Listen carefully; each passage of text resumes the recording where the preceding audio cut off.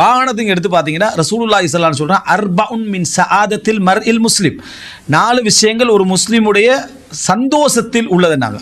அது வந்து மறுமை சர்டிஃபிகேட் ஒன்றும் கொடுக்கல ரசூலுல்லாஹ். அதில் சந்தோஷத்தில் ஒரு மூமினுக்கு கிடைச்சா உண்டு அல் மஸ்கனுல் வாசி, விசாலமான வீடு.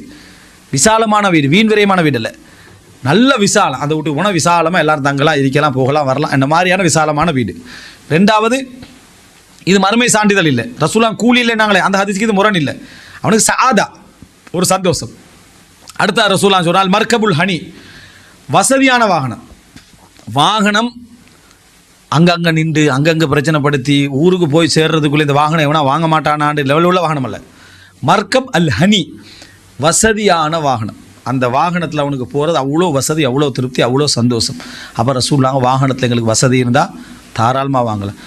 இது சில 4 வண்டி நிற்கும் ஒரு வீட்டுக்கு முன்னுக்கால, இவனுக்கு தேவையாக பார்த்தீங்களா, மகனுக்கு ஒரு வண்டி, ஒய்ஃப்க்கு ஒரு வண்டி, ஹஸ்பண்டுக்கு ஒரு வண்டி, பணம் வரைக்கும் வண்டி வாங்கி வைக்கிறான். அதில் எந்த விலையும் இல்லை.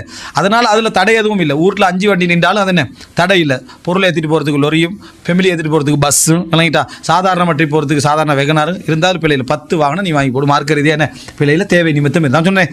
தேவை நிமித்தம் அவனுக்கு ஒவ்வொருத்தருக்கும் ஒவ்வொன்று வாங்கி போடுற அளவுக்கான வசதி தான் மார்க்க ரீதியாக என்ன எந்த விதமான தடையும் இல்லை என்றதை நம்ம என்ன செய்யணும், புரிந்து கொள்ள வேண்டும். அப்போ அது தேவை நிமித்தம் உள்ள யார்ட்டையா பேர் கேளுங்க, அந்த 5 வாகனத்துக்கு ஜக்காத்து கொடுக்க மாட்டேன், எந்த அறிஞ்சு சொல்ல மாட்டாங்க அந்த 5 வாகனத்துக்கு என்ன ஜக்காத்து இருக்கு. அப்போ அர்த்தம் என்ன, தேவைக்குரியது அந்த லெவலில் தான் அது வச்சிருக்கு. அப்போ இந்த அடிப்படையில் அவர் வச்சிருக்கிறார். இந்த வாகனம் என்றது மர்கபுல் ஹனி என்ற இடத்துல ரசூலுல்லாஹ் என்ன செய்கிறாங்க, வசதியான வாகனம் என்ற பகுதியை ரசூல் ஸல்லல்லாஹு அலைஹி வஸல்லம் சேர்க்கிறாங்க.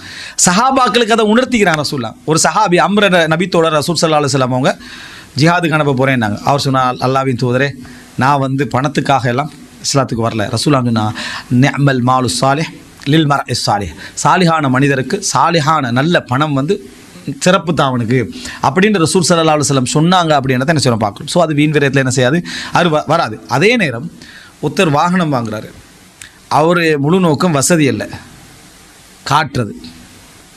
தேவையில்லாமல் ஊருக்குள்ளே எவன்ட்டே இல்லாத வண்டியை நான் வாங்கணும், அது நியத்தில் தான் தெரியும். அது அவருக்கு அல்லாஹ்க்கு தான் தெரியும். ஒருத்தனுக்கு மேலே ரோல்ஸ் ராய்ஸ் கொண்டு வந்து என்ன செஞ்சிடுறது, ஊரில் வச்சிரு. இங்கே ரோல்ஸ் ராய்ஸ் ஹராம்னு சொல்லக்கூடாது, சரியா? அவனுக்கு வசதி நீ வைக்கிறா, அது வேறு. உண்ட எண்ணம் எதோட சம்பந்தப்பட்டது என்றதை அல்லாஹ் முடிவெடுப்பான். அதுதான் சப்ஜெக்ட்.